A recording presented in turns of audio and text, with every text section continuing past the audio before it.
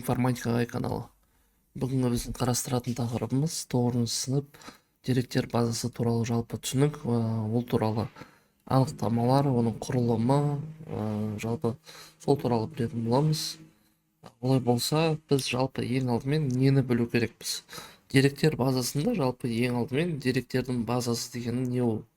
Яғни біз соны білу керекпіз. Ол деректердің базасы, ол бізде белгілі бір қасиеттері бойынша жинақталған үлкен көлемдегі ақпараттар жиынтығы. Ол қандай қасиеттер дейтін болсаңыздар, например, адамдар бір мектепте жұмыс істеуі мүмкін, бір мектепте оқуы мүмкін, бір компанияда істеуі мүмкін, яғни оларды біріктіретін белгілі бір, яғни жұмыс орны, немесе оқитын мектебі, оқитын тіпті класы, немесе бір баратын үйірмесі болуы мүмкін. Сол үйірмелер жинайтын болса, сіздерді біріктіретін белгілі бір қасиет бойынша жинақталған ол деректер базасы болады.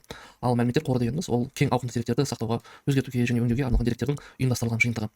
Ал енді осыларды жалпы деректер базасын және деректердің мәліметтер қорын солармен жұмыс жасауға арналған негізі программалық жасақтама бар. Оны бізде ДББЖ немесе ДКБЖ деп атайды. ДББЖ дегеніміз деректерді басқаруға арналған басқару жүйесі дейді, немесе деректер базасын басқару жасақтамасы дейді, немесе ДКБЖ дегеніміз деректер қорын басқару жасақтамасы деп аталады. Деректі ДКБЖ-ның жалпы екі түрі бар.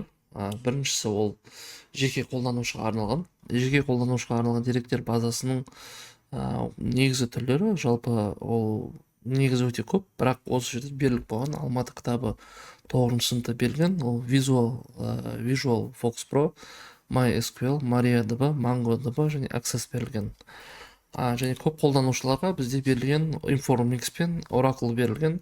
Жалпы осылай сіздер ұбт-да келген кезде көп қолданушыға арналған программалық жабдықтама дейтін болса, значит Oracle Informix-ті, ал жеке қолданушыға арналған ДББЖ дейтін болса, яғни Visual Fox Pro, MySQL, MariaDB, MongoDB деген сияқты вариантты берілу керек сіздер.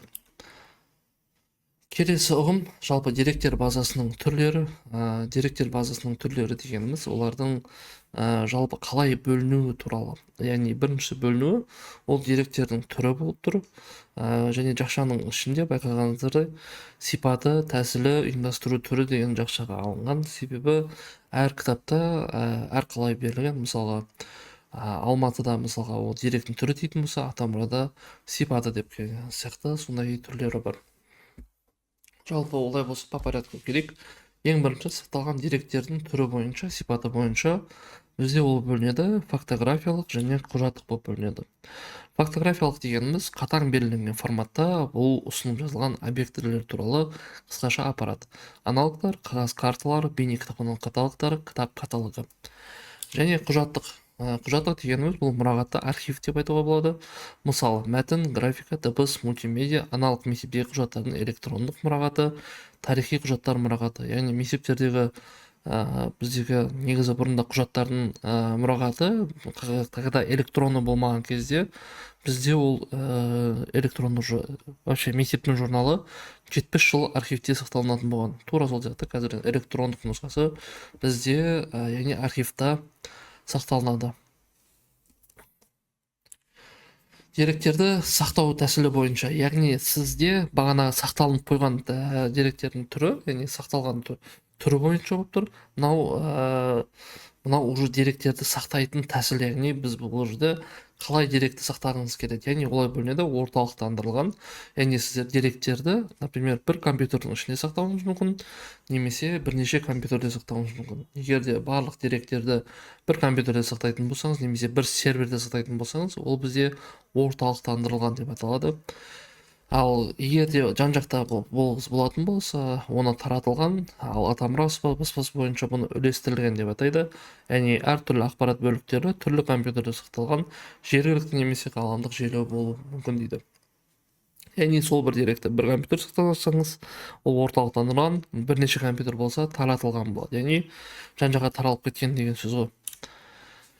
Деректерді ұйымдастыру бойынша, яғни ұйымдастыру бойынша дегеніміз, яғни барлығын өз орнына қою, ол бізде ұйым, яғни бізде ұйымдастыру бойынша дейді, екінші атамұра бойынша бізде деректі ұйымның құрылымы деп келеді. Сонда біз ұйымдастыра аламыз. Бірінші реляциялық емес деп айта аламыз. Реляциялық дегеніміз бір-бірімен байланысқан, ал реляциялық бір-бірімен яғни байланыс болмауы мүмкін. Яғни біреуінде негізгі болады, қалғандары оған бағынышты деген сияқты. Реляциялықтың түрі кестелік, реляциялық емеске екеуі жатады, ол иерархиялық және желілік. Енді солардың барлығына по порядку. Ең бірінші желілік мәліметтер қоры, бұл бізде нүктелердің әрқайсымен байланыстырылған түйіндер жиынтығы дейді.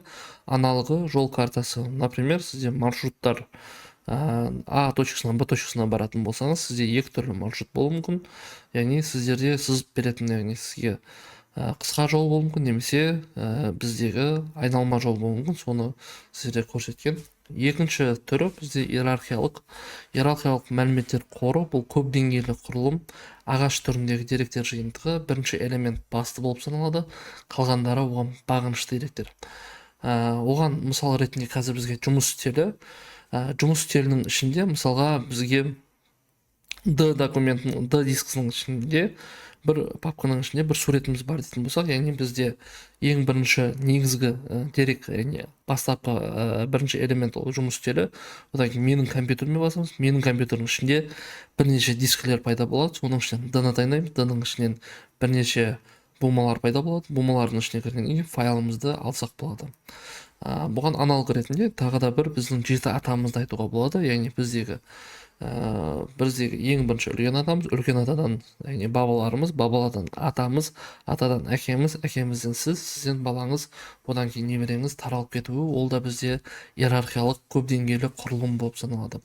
Ал кесте түріндегі мәліметтер қоры, ол бізде ең көп таралған мәліметтер қоры. Оларды реляциялық, яғни relation сөзі байланыс деп атайды. Яғни олардың барлығы жалпы мағыналық жағынан не болмаса логически өздері бір-бірімен байланысқан болғандықтан оны реляциялық деп атайды. Оларды жалпы деректер қорының ұғымдары жалпы ең басындағы нысан, атрибут, өріс, жазба және кілттік өріс. Нысан дегеніміз бұл мағлұматтар деректер базасында сақталатын ақпараттық жүйенің элементі. Жалпы негізгі объект ретінде бізде реляциялық байланыста кестені аламыз да, ал кестенің ішінде тағы да бір ұғым бар, ол атрибут деген ұғым бар. Бұл бір нәрсенің ерекше белгісі, тұрақты қасиеті, заттың ажырамас бөлшегі дейді. Тура атрибутқа негізі синоним сөз бар, бұл өріс деп аталады. Бұл белгілі қасиеті бар кестенің бағаны. Яғни баған дегеніміз өріс бұл, немесе атрибут деп аталады. Ал екінші түрі бізде тағы да түрі бар, сол өрістердің ішіне сақталатын деректер, яғни біртіндеп ячейка сақталған кезде жалпы оның барлығы бір жазба болады. Бұл деректер базасының өрісінде орналасқан белгілі бір қасиеті жазылған кестенің жолы, ол бізде жазба. Жазба ол жол, ал өріс ол баған. Атрибут значит өріс. Ал кілттік өріс бұл жазбаны бірегей түрде анықтайтын өріс. Мысалы, ол нөмір, тарау, тауар коды және есептегіш өріс. Яғни оларды былайша айтқан кезде бөліп тұратын, яғни ешкімге қайталанбайтын бір какой-то бір бөлшегі, өрісі, ол бізде ключевое поле деген сөз ғой. Ол, например, сіздің иініңіз болуы мүмкін, удостоверение номеріңіз, ID-іңіз болуы мүмкін, яғни соның барлығы бізде кілттік өріс бола алады. Жалпы кестелік деректер базасында өріс дегеніміз ол бізде жазбаға жатпайды. Ол кестенің ішіне орналасатын, яғни бағандардың ішіне енетін мәліметтердің негізгі классы деп атауға болады. Яғни қандай деректер түсуі мүмкін. Осы жерде мысалға қазір бізде тегі деген бар. Тегі деген бағанға, оны көріп тұрғандарыңыздай, бізде бұл жерде символдық немесе мәтіндік. Значит, бұның астындағы мәліметтердің барлығы мәтіндік болып кетеді.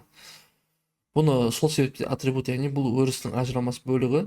Аты дегеніміз тоже бізде мекен-жай, телефоны бізде сандық дерек, яғни телефон номер сандық болады, ол текстовый бола алмайды, яғни мәтіндік бола алмайды. Жалпы осы бізде бағандардың барлығы өрістер, ал біздегі жазбалар, яғни бірінші жазба ол Асанов Қанат Самал 3-те номері, яғни C7-лерден тұрады. Ал мына жерден жазба, екінші жазба ол бізде қанатұлы рақым, яғни одан кейін өмірзақ есдәулет. Жалпы үш жазба бар және төрт өріс бізде бар. Яғни бізде төрт өріс, яғни төрт қасиет бойынша деректерді сақтаймыз, ал жалпы берілген осының ішінде үш жазба ғана ішінде сақталған. Мало кто в Казахстане знает, но инвестиции уже находятся в ваших телефонах. Это приложение Хал. Жазба дегеніміз ақпараттың және жазылатын және сақталатын кестенің жолдары.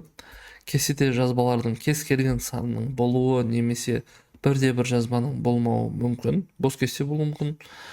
Ал мәліметтер қорын құрайтын бағандардың барлығы өрістер деп аталады. Әр өріс үшін, яғни өріс атауы, ол мәліметтің типі, сипаттар тізімі, сипаттамасы беріледі. Қайтадан бағана кестеге оралайық, яғни өріс әр өріске оның өрістің атауы, оның типі, яғни ішінде сақталатын деректердің типі и және қосымша параметрлер. Например, кесте мысалға бос болып қалуы мүмкін. Кейбір кезде мысалға айтайық, мына жерде тегі мен аты бар, және мысалға отчество деген ол әкесінің аты. Кейбір төлқұжаттар номерлерді негізінде әкесінің аты болуы мүмкін. Соответственно, біз сол кезде өрістерге жазған кезде, яғни ол поле, яғни сол жер бос болып қалуы мүмкін деген сияқты қосымша параметр береміз. Яғни бізде осы жерде соны, яғни сипаттамасы деген жерде соны айтып тұр. Өріс атауы ол бізде бірегей ат, онда бос орындар болуы мүмкін. Өріс атауы бос орыннан басталмау керек. Өрістердің аттары нүкте, үтір, леп белгі, апостроф және тік жақшадан символдарын қамтуы мүмкін дейді. Жалпы мақсатына қарай типтер, бұл жерде 9-шы сынып